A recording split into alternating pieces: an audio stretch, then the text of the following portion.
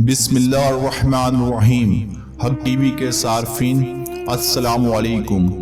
حق T V کے صارفین، عربی میں جنت ایسے گھنے باغ کو کہتے ہیں جس میں درختوں کی وجہ سے زمین چھپی ہوئی ہو۔ جنت کو جنت کہنے کی 3 وجوہات ہیں۔ نمبر 1، جنت میں باغات ہیں۔ نمبر 2، وہ عالم غیب میں ہے۔ نمبر 3، اور جنت بروز قیامت ملے گی۔ جنتیوں کی سب سے بڑی نعمت دیدار خداوندی ہے۔ جنت کی ایک اینٹ سونے کی اور ایک اینٹ چاندی کی ہے۔ اس کا گاڑا خالص مشک کا ہے۔ اس کی بجری موتی اور یاقوت کی ہے۔ اس کی مٹی زعفران ہے۔ جو اس میں داخل ہوگا خوش رہے گا، کبھی غمگین نہ ہوگا، ہمیشہ رہے گا، کبھی نہ مرے گا۔ اس کے کپڑے نہ گلیں گے اور نہ ہی اس کی جوانی فنا ہوگی۔ حق ٹی وی کے صارفین، جنت کی 100 منزلیں ہیں اور ہر منزل کا فاصلہ ایسے ہے جیسے زمین و آسمان کا فاصلہ ہے۔ ایک عربی نے بارگاہ رسالت صلی اللہ تعالی علیہ وسلم میں حاضر ہو کر پوچھا، کیا جنت میں اونٹ ہوں گے؟ تو آپ صلی اللہ تعالی علیہ وسلم نے جواب دیا کہ اللہ نے تجھے اگر جنت عطا کی تو وہاں تیرے لیے ہر شے ہوگی جو تیرا دل چاہے گا اور تیری آنکھیں پسند کریں گی۔ اہل جنت کا قد حضرت آدم علیہ السلام کے قد کے برابر ہوگا۔ ان کا قد 60 ہاتھ لمبا تھا اور 7 ہاتھ چوڑا تھا، اور جنت میں ہمارا قد بھی 7 ہاتھ لمبا اور 7 ہاتھ چوڑا ہوگا۔ کونی سے لے کر ہاتھ کی بڑی انگلی تک کو ایک شرعی ہاتھ کہا جاتا ہے، اور یہ تقریباً 18 سے 19 انچ کا ہوتا ہے۔ اس حساب سے 90 یا 95 فٹ لمبا اور 10.5 سے 11 فٹ چوڑا بنتا ہے۔ اہل جنت کے جسم پر بال نہیں ہوں گے اور ان کے چہروں پر داڑھی مونچھ بھی نہیں ہوگی، صرف سر کے بال، بھووں کے اور پلکوں کے بال ہوں گے۔ جنتی کھائیں گے اور پیئیں گے، لیکن نہ تھوکیں گے اور نہ ہی پیشاب کریں گے، نہ پخانہ کریں گے، نہ ناک سنکیں گے۔ ایک ڈکار آئے گا اور مشک کی طرح کا خوشبودار پسینہ آئے گا، ان دونوں سے کھانا ہضم ہو جائے گا۔ جنتی جنت میں جمع بھی کریں گے، جس سے مشک کی طرح کا خوشبو جیسا پسینہ آئے گا۔ جنت میں ایک مرد کو 100 مردوں جتنی طاقت دی جائے گی۔ جنت میں ہماری عمر 30 سال ہوگی اور مزید کبھی نہیں بڑھے گی، اور یہ 30 سال قمری ہیں۔ اگر انہیں سورج کے سالوں میں تبدیل کیا جائے تو 29 سال 1 ماہ اور 8 دن بنتی ہے۔ اس عمر میں تو آدمی بالکل جواں ہوتا ہے۔ ایک حدیث میں آتا ہے کہ قیامت کے دن سب لوگ 30 سال کے اٹھائے جائیں گے۔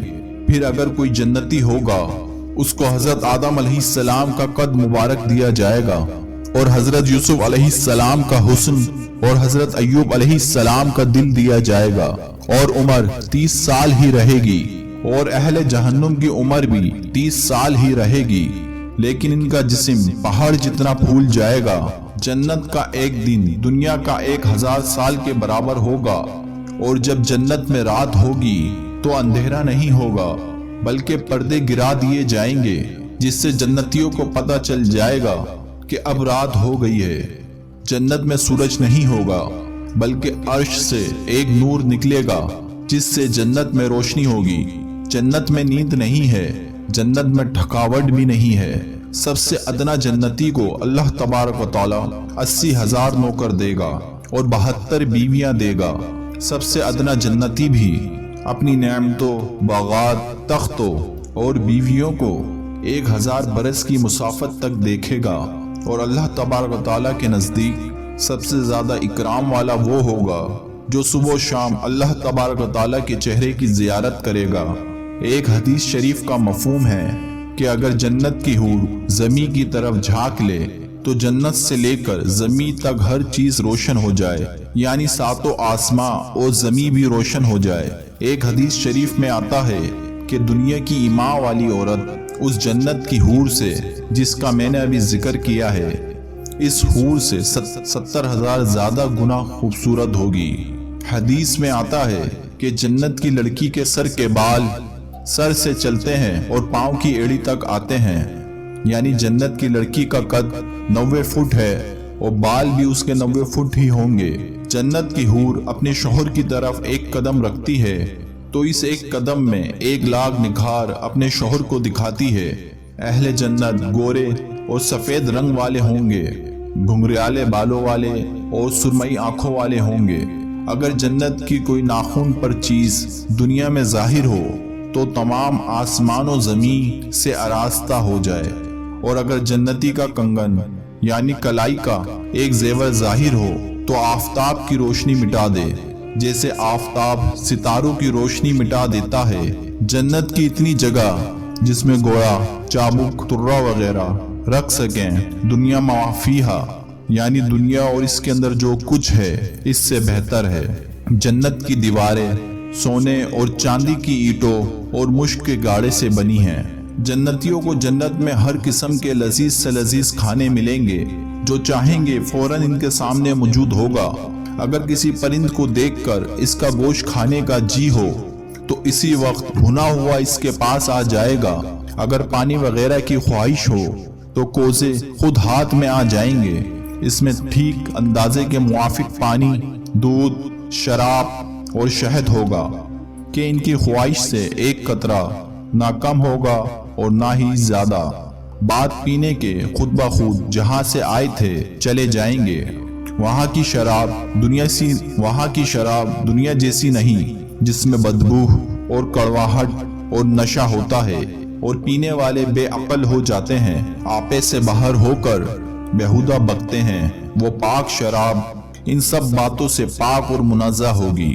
وہاں نجاست، گندگی، پخانہ، پیشاب، تھوک، ریت، کان کا میل، گردن کا میل بالکل نہ ہوگا۔